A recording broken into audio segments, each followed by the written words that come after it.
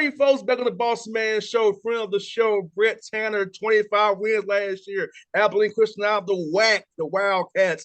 Brette, how you doing, man? Good to see you. I love the office background. I love it, man. It looks nice over there, brother.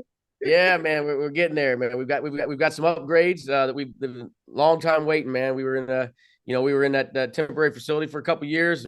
Like I told you earlier, an old dorm for an office, but it was all worth it now, man. We beautiful facility we got here, man. That was done because of people that were way before my time. But we had a good run last year, man, and so absolutely. I mean, I had to get back on with you.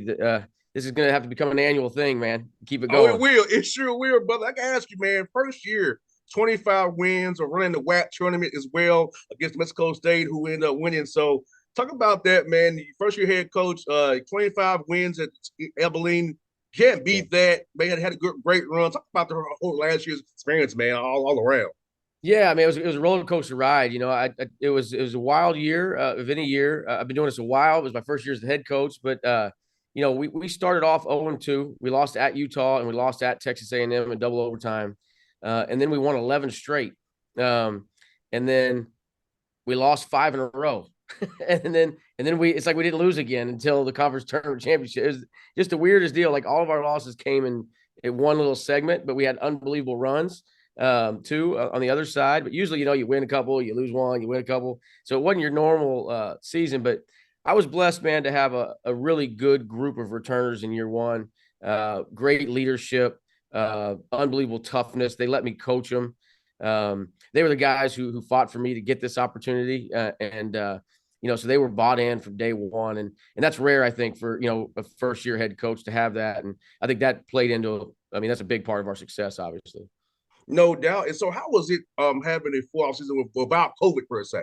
Yeah. Have the guys around, have the 8 weeks in June there, and working on guys' games, still development. How was that this summer for you guys having a real summer without having to worry about COVID per se this time around? Yeah, it was great. I mean, less stressful. We weren't worried about all the protocols. We weren't worried about all the testing. But it was just good to we didn't have to go as fast. I didn't feel like we had to cram everything in, especially with what we do defensively. I was able to kind of spread things out where it wasn't just like I said. We weren't just trying to get everything in a real short period of time, and we were able to work on our guys' games individually, man. Like because that's what that time is for, right? We tell our guys, man, from March to October, it's about them. And from October to March, it's about us. And so we actually got to spend that time to really work on their individual games and help them improve. And so that's something we weren't able to do, prior. So it's a good feeling for sure. No doubt, like you said, man. Like being able to know what you work on your game for all those months because when I said this time of year, you're preparing for that first November 7th game. We all know that. So like being able to work on your game, this is the time you get better because you got to be a gym rat too. You got to be Right. not to have a coach prod you. So I see you have real ballers. You don't have guys. You got to come on, get some shots up. You guys Yeah. want to get in the gym. So it had to be filled up for your guys, man. Also, it builds a team camaraderie. Team chemistry. I feel like when I played football, Brett, when I was out there with my guys catching passes and running routes, we got closer together. We out there working out and getting in the summertime. So I feel like that was a great time for chemistry camaraderie because we don't get some tough times come during the season. So we have to be close and have that bond built early. So when it gets hard, we're still together, connected with each other. Yeah, absolutely, man. Absolutely. And that's one of the reasons we've been uh, able to, I think, have the success we've had the last few years is because our guys are super connected with one another. It comes from our pillars, our program we've talked openly about in the media is we're going to build real relationships here, man. And I think that comes through all that time, that off season time, where they can spend time together and they can do things. So that now when we get to this point in the season, when we start preparing for the year, that they're connected, man. And now they're able to hold each other accountable and they're able to do those things because they have real relationships. No doubt, man. Because I always tell young men who I talk to about the different teams and what have you, Brett, is that hey, if you police yourselves, not the coach to police you, coach the effort leadership, it's knows the coaching part, not leadership and accountability and effort. So if you're a player-led team, those have been my best teams. Our player-led teams, we did it ourselves. We didn't have to have our offense coordinator or our defense coordinator correct us. It was us doing the correcting, and you just had to give it X and O. So that's the best teams in my mind, brother. Guys where the guys are only accountable for missed rotation or missed drop pass, whatever the case may be. When your guys can tell you that, and you not get mad and get all angry about it, it's one of the best teams. That's right. Absolutely. Absolutely. No, no doubt, brother. And I'm gonna tell you some relationships, man. I was a late point this summer for recruiting in Atlanta. And it's, I'm not going to name any names, but you know how certain guys in the media who are transactional, right? One of them asked me, and I quote, "Jr., why are coaches always happy to see you?" I'm wondering from I'm their friend for real. I'm not trying to get information about why they have I seen Yeah. somebody.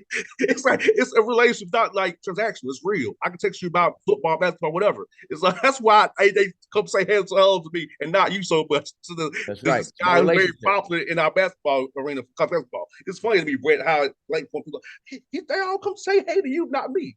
Because you want something from them. Yeah. Transactional. I have a relationship with these guys, you know. That's right. That's right. It's what it's about, man. It's what it's about. Yes, indeed. And this year, Brett, the schedule now I see it. Texas A&M, back there again as well. Kansas State, Vegas MTE. Tell me about these games, man. For your program and the team, man. Yeah, first, I want to talk about our opener. I think against Jackson State on November 7th. Okay. Mo, I don't know Mo, the head coach of Jackson State, real well. Obviously, he was an unbelievable player, and he's a great coach. But for him to be willing to come here on opening night, we're opening a new arena, and so it was really hard. I was afraid we weren't going to be able to find an opener, and for him to not to be open to doing that for us and for his team, it's going to be a great opportunity for his team too.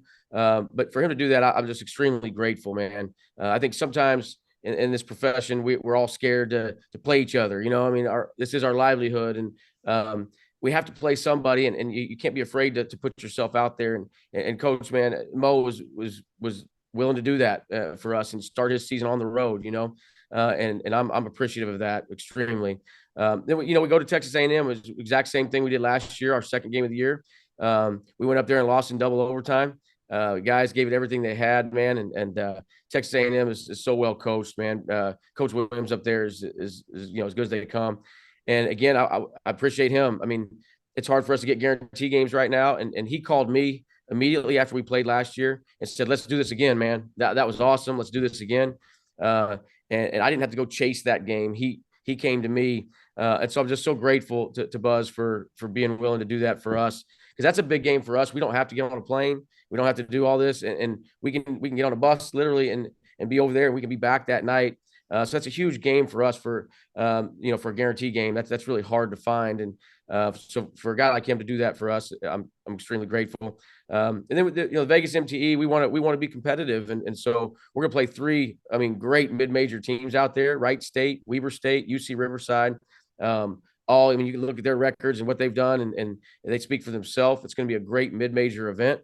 And we're looking forward to that. I think it's a great opportunity for us to test ourselves, and kind of see where we're at, because this is a fairly new team than we've had the last couple of years, and so we need to go through some of those bumps and bruises, and I think those are the kind of games that are going to help us grow. So we're ready for January and February for sure. And the K-State's going to be a fun one for me. One of my best friends in the business is Uric Malgi. He's the associate head coach at Kansas State, and we had that game scheduled prior to Coach Tang getting the job there. And so when they got the job, I was extremely excited just to go, play against a good friend of mine that we worked together. I mean, we cut our teeth together back at Stephen F. Austin back in the day, and he's going to be an unbelievable head coach one day. And so I'm excited to go see him and go up there and compete. And I'm thankful that they're doing that for us as well, because we had a really hard time with, like a lot of teams in the WAC, finding good quality games this year. So it's a good schedule. We're going to Cal Bakersfield on the road. We're going to Northern Arizona on the road. Some really, really good mid-major basketball games. And so I'm excited and fired up. And Brett, that's the price of being good too, man. Sometimes when you're so good, guys don't want to touch you. They don't want to, because I know besides recruiting, scheduling is probably the hardest thing you do. And you know what I've noticed, Brett, because I've been in the office with some of these guys. Some of the biggest liars about scheduling games. Some of the biggest lies ever is about scheduling games, man. No question. I was like, I tell you I what, don't man, envy you all's job at all. No, scheduling is dirtier than recruiting in terms of just guys not telling the truth, not answering the phones. But if you don't want to play, just say you don't want to play. We're good. We move on. But part of it, I think mid-major basketball in general is it's hard to schedule, and it's like I say we're kind of in scheduling purgatory, right? Like, people think we're not quite good enough to lose to. They don't want to take that chance, but we're also like, we're too good that we could potentially beat them. And I know the entire WAC. I mean, the WAC the WAC, in my opinion, is by far the best mid-major basketball league in the country. And some people could argue with me on that. I think you can just look at the teams and what we've been able to do in this just past year, and us adding Southern Utah this year just strengthens the conference even more, and UTA. I mean, those two teams are just going to add value.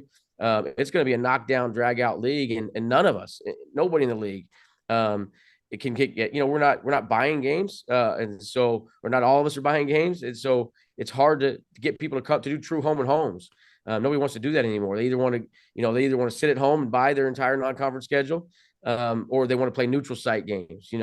And so man, it's been tough for the WAC and other mid-major leagues out there, I think. So we just got to start playing each other more.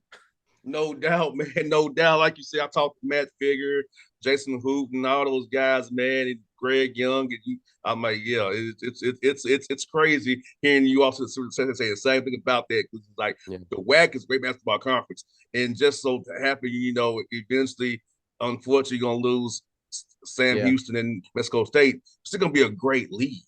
No, it's gonna be It'll great. still be a deep league no matter what. Even Yeah, you lose on some that's what I'm saying. schools. I think the league did a great job adding Southern Utah and UTA, two really good basketball programs that both, I think, have an opportunity to come in here and compete for a championship. And we didn't just add anybody; we added value when we added those programs. And so the league is as strong as it's been in years. I think with the addition of all of us last year from the Southland, it strengthened the league, and now an already good league, and now adding those two teams, it's even better, man. It's going to be a lot of fun. Probably a lot of heartache, unfortunately, too. So up and down, but it's going to be a lot of fun, man. Those of us who love to compete, this is a great league. And one follow-up we said about Mo Williams, I know him pretty well from my time in the NBA. He's a great guy. I know it's just something Mo would do. Mo's a great, he's a big heart. He loves getting back to the game and coaching. So seeing him do it for you, I didn't realize he was playing you all. So yeah, Yeah. seeing them both do that for you, man. I know him pretty well. He's a great guy, and he's hell competitive. He's a great guy too, and a Yeah, great coach yeah. as well. I mean, they're gonna come in here and try to beat us, man. And on opening night, but I couldn't get a game for that night for obvious reasons, man. I mean, nobody wanted to come open an arena and brand new facility and all that, because they know it's going to be a great crowd, and Mo didn't hesitate, and like I said, I don't know him personally. We have some mutual friends, and that's kind of how we got this thing going. But at the same time, I just for him to do that, I hope this is the start of a really good relationship between the two of us. And I'm looking forward to him bringing his team down. Now, Brett, gets since you're in the WAC now. How has recruiting been for you for us getting guys saying, "Hey, you're in the WAC now, I want to come." Now, brother, we South Conference is like, nah, not big enough for me. So, how has that changed for you, the dynamic with you being in the WAC now for guys you can actually go out there and have a real chance at now? Yeah, I think what it's done for us, man, is it's given us credibility, right? I mean, again, this is a basketball league. I mean, you have New Mexico State in our league, who won a game last year and has been to multiple NCAA tournaments. You got Stephen F. Austin, who's won games in the NCAA tournament. You have Abilene Christian, who's won games in the NCAA tournament. And so it's very obvious, man, that this is a basketball-driven conference. And so now it's like where we couldn't get guys to answer the phone. Now they answer.